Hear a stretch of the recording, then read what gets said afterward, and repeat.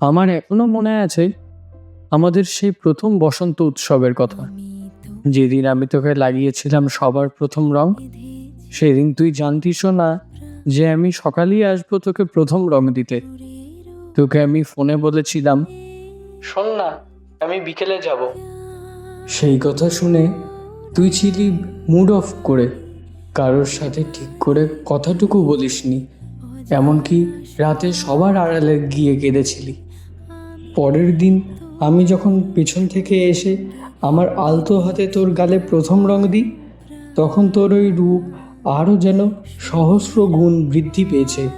তোর ওই চশমার পেছন থেকে চোখে প্রেম যেন আরও একটু নতুন করে জড়িয়ে ধরতে চাইছে আমায়।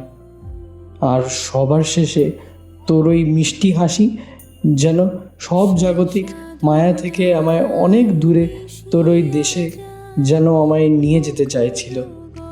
তোর চোখে মুখে যে হাসিটুকু আমি সেদিন দেখেছিলাম, সারা জীবন শুধু সেই হাসিটুকুই দেখতে চাই। আর সবশেষে আমি তো আছি তোর সাথে।